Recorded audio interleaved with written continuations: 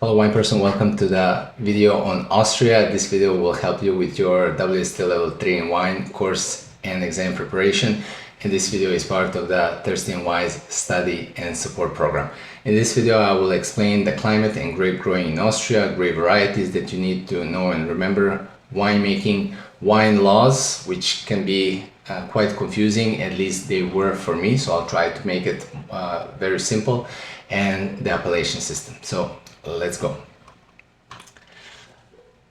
Austria is a very small country, but very diverse with the production of white wines, dry and sweet white wines, and also light and full-bodied red wines. In general, has a cool continental climate, but it also has a more cooler area, which is in the northern part of Austria, where there's a strong cold winds coming from the north, where the more warmer area is in the Burgenland region, which is bordering Hungary, from where you have the more warm winds that are coming from the east. And also you need to understand that all the wine regions in Austria are located on the eastern part of Austria that is bordering Hungary. So in general, cool continental climate, warm climate, like I said, the experience in the Burgenland area, more suitable for red wines like Blaufränkisch. Steep slopes, we understand that steep slopes are needed, especially in a cool continental climate like Austria. They have better sun exposure, well-drained, low nutrient soils that concentrate the grapes and also ripe the grapes more. Austria is not a region that the regions are packed with information, what you need to know, but the most important one that has quite a few information about the style and the grape growing is the region of Wachau. I'll explain it more. Wachau is located on the river Danube, and it has these steep terrace slopes that have low nutrients, and the steepness of the slopes helps with the sun intensity. Austria also produces beautiful sweet wines that are affected by noble rot. Whenever there is a noble rot, there is some kind of river or lake. In this case is the lake Neusiedlersee. My apologies for my pronunciation. And this lakes every year almost guarantees the production of the development of noble rot, and these sweet wines are usually made by a grape variety called Welsh Riesling, which is not Riesling, it's a different grape variety. Grape varieties that you need to know. The most important white grape variety in Austria is Grüner Veltliner. Grüner Veltliner can be produced in a lighter style, more protective winemaking with lees aging, where the wines are going to be lean, mineral, high in acidity. Grüner has a very specific Rotandone aroma, which reminds the same aroma compound also found in Syrah. So this Rotandone aroma gives the white pepper character to Grüner Veltliner. For me, Grüner reminds me of watercress. It has this kind of green peppery character to it. Other grape varieties that are very important are Welsh Riesling, especially for the botrytis sweet wines, Riesling for many dry wines, and there's other grape varieties that are less important like Chardonnay, Muller, Trugau, and Pinot Blanc. The three black grape varieties that are important for you to remember are Zweigelt. For Zweigelt, it is important to know that Zweigelt is a crossing between Blaufränkisch and Saint Laurent. Zweigelt produces wines with bramble fruit, medium tannins, bramble red fruit, and medium tannins. Blaufränkisch produces a little bit more powerful wines with black fruit, red fruit, medium soft tannins, and also spicy character. Saint Laurent produces very similar wines to Pinot Noir, so high acidity, red fruit, medium to low tannin wines. And of course, Austria also produces international grape varieties like Cabernet Sauvignon, Merlot, Pinot Noir. For winemaking, even though winemaking is not explained in detail in the section of the book of Austria, you should know how to answer questions on sweet wines that are affected by noble rot, light versus full body red wines, like I said, something like a full body complex age-worthy Blaufränkisch versus light and simple fruity Saint Laurent, for example. For white wine making, to explain protective winemaking, for example, for Riesling, for Gruner Veltliner. Gruner Veltliner can also age in oak, especially if it's riper grapes, and can also develop tertiary character in the bottle. And of course, to understand, to explain bottle development, how it affects the flavor development in white and red wines. Wine loss. This is probably the most complex subject in Austria. So let's break this down. Austria has the PDO wines, PGI wines, and wines without geographical indications, which are just called wine.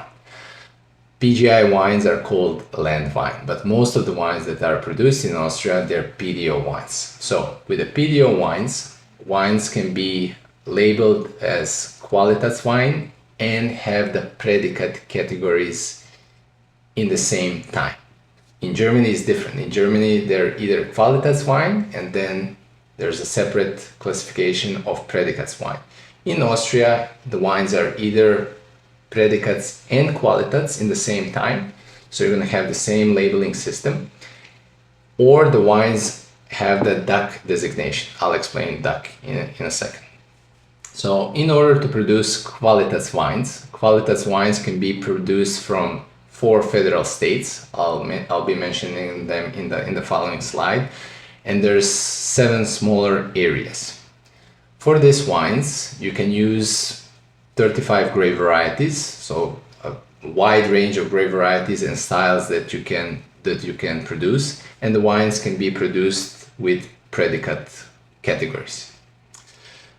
There is 2 additional predicate categories in Austria, and these are Ausbruch and Strohwein, and in regards to their level of ripeness, they fit between Bernauschlese and Trockenbauschlese. Stroh wines are specific. There's a specific treatment for these grapes where the grapes are picked, they're laid on straw mats in order to dehydrate and produce additional sugar levels in the grapes and are used for sweet wines. The DAC designation. So there is DAC designation means that the region needs to decide on the typical style of that specific region. So for example, DAC can be that the wines are going to be produced without aging in oak or with aging in oak. There's a region called Weinviertel, which I'm going to be showing you in a second, that has a DAC.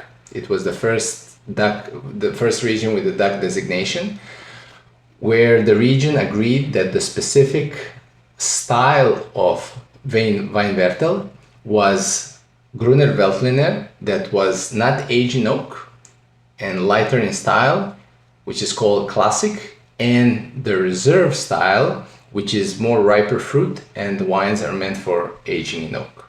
So that means that it's a specific style of wine that region agrees on. So it's a regional style, very specific. But the point is, if the region approves a certain style of wine, and the wine in that region is not made by the DAC designation, in the DAC style, the wines cannot be classified as that region. They need to use the federal labeling. It means the region is not going to show on the label, but the federal state will be on the label. Okay. So for example, if Weinviertel doesn't produce Gruner, if they produce a different grape variety, they cannot have the Weinviertel DAC on the label, but they're going to have the bigger federal state in which Weinviertel is located, called Niederösterreich. I hope this is explained enough.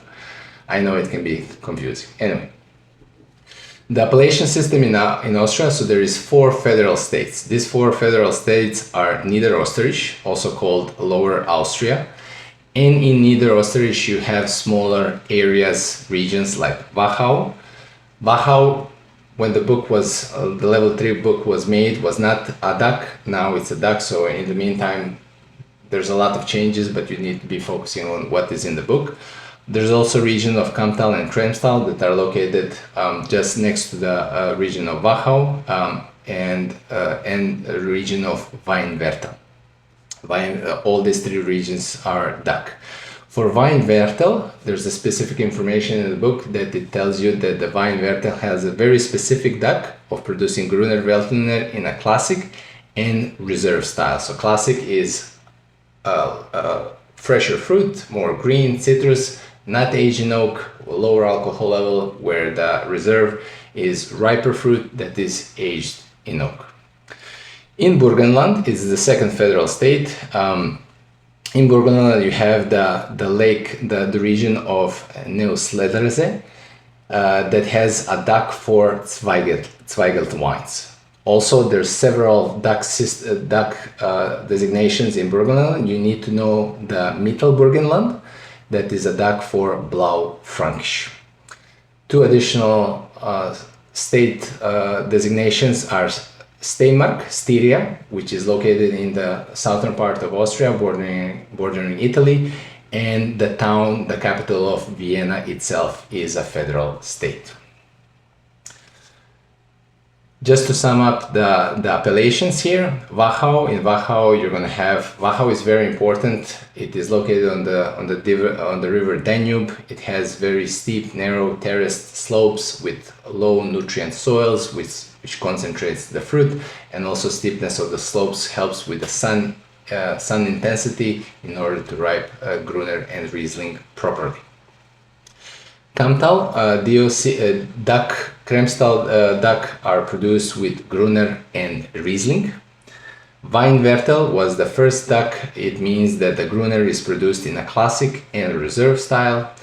In Burgenland, the DAC for Neuss-Ledersee, DAC for Zweigelt, Mittelburgenland is DAC for Blau Frankisch, and then additional federal states of Styria and Vienna. I hope this video helps. Thanks so much for being here, for being thirsty and wise. I'll see you in the next video.